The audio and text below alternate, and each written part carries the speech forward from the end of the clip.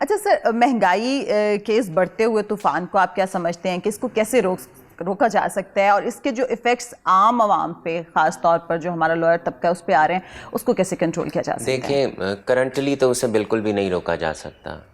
یس، یہ تب تک نہیں کم ہوگا جب تک آپ کے ملک کے اندر انڈسٹری نہیں لگے گی. یہ تب تک کم نہیں ہوگا جب تک آپ کی اسٹیٹ کے ایکسپینڈیچرز کم نہیں ہوں گے.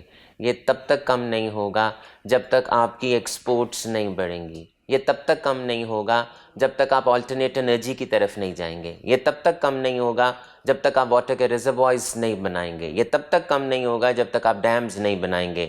ہم نے اس میں سے ابھی کچھ بھی نہیں کیا. 75 سال ہو گئے ہم بس آنیاں جانیاں دیکھ رہے ہیں. جی، اپنی اپنی باریاں دیکھ رہے ہیں. نہیں، ناؤ یو ہیو. چلے ایک اور بات، نہیں بھی کرتے تو ہسٹری میں کاشف انور کا نام تو لکھا جائے گا کہ کاشف انور نے سب سے پہلے کہا تھا چارٹر آف اکانومی سائن کریں. اپنے حصے کا دیا تو میں نے اپنے حصے کا دیا جلایا. مجھے دیکھیں، میں نے آپ سے کیا کہا، مؤذن کا کام ہے اذان دینا. مؤذن کا کام نمازیوں کو کان سے پکڑ کے لا کر نماز پڑھوانا نہیں ہے. بالکل ٹھیک. میرا کام ہے یہ کہنا کہ اس وقت ملک مشکل میں ہے. ہمارے ساتھ تمام چیمبرز ہیں، تمام ایسوسیشنز ہیں، ہمارے ساتھ تمام پاکستانی ہیں. اب ہمیں اپنی آنکھیں کھولنی ہوں گی. اچھا سر، منی بجٹ جو ابھی حال ہی میں پیش ہوا، آپ کیا سمجھتے ہیں اس کے کیا اثرات مرتب ہوں گے اور انٹرنیشنل آرڈرز پہ کیا اثر پڑے گا؟ دیکھیں، پرائیورٹیز کو فکس کرنا چاہیے. اس وقت میری پرائیورٹی میرا ملک بچانا ہے. اس وقت میری پرائیورٹی ہے کہ اگر 9th ریویو ہمارا نہیں ہوتا آئی ایم ایف کے ساتھ تو we will be at the verge of collapse. اگر ہمارا 9th ریویو نہیں ہوتا تو ہمارے لونز ری شیڈیول نہیں ہوں گے. اگر ہمارا 9th ریویو نہیں ہوتا تو ہمارے دوست ممالک بھی ہمیں پیسے نہیں دیں گے. ہماری کٹی میں پیسے نہیں ہیں، ہمیں پیسے لینے ہیں. شارٹسٹ جو اس وقت پاکستان کو بچانے کا ایک حل ہے وہ یہی ہے کہ آئی ایم ایف کی بات مانی جائے. لیکن تو سر اس سے سارا بوجھ تو عوام پہ پڑ رہا ہے. میں وہی کہنے لگا ہوں کہ لیکن یہ اسٹیٹ کا بھی کام ہے کہ جب آئی ایم ایف کے ساتھ ہمارے ایگریمنٹس ہو جائیں تو ان جتنی پرائسز کو بڑھایا گیا ہے، جب آپ بڑھا سکتے ہیں تو آپ کم بھی کر سکتے ہیں.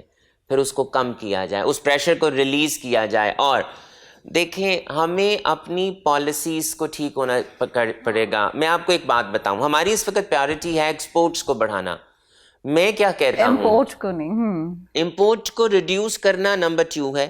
میں کیا کہتا ہوں، امپورٹ کو ریڈیوس کرنا نمبر 1 پہ لے آؤ اور ایکسپورٹ کو بڑھانا نمبر 2 پہ لے آؤ. ہماری تمام priorities trickle down effect change ہو جائے گا. اب آپ کہیں گی وہ کیسے؟ جب ہم اپنی امپورٹ کو کم کریں گے تو امپورٹ کو کیسے کم کریں گے؟ یہاں لوکل انڈسٹری لگا کر، انڈسٹریلائزیشن دے کر. یہاں پر ہمیں پروڈکٹس بنانے پڑیں گے، یہاں پر اس سے لیبر آئے گی، یہاں پر اس سے روزگار ہوگا، یہاں پہ اس سے لا اینڈ آرڈر کی پوزیشن بہتر ہوگی. ہمارا ملک جو ہے اس وقت ٹوٹلی امپورٹ بیسڈ کنٹری ہے. ڈیویلیویشن ان ممالک میں بہتر رہتی ہے جو ایکسپورٹ بیسڈ ہوتے ہیں.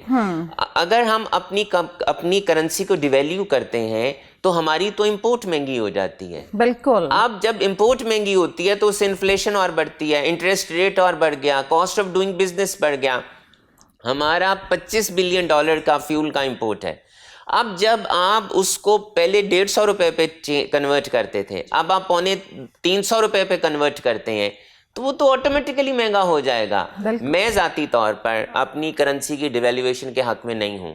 میں یہ چاہتا ہوں کہ دیکھیں، ہم کرنسی کو ڈیویلیو کرتے ہیں ایکسپورٹرز کے لیے کہ ایکسپورٹ بڑھے گی.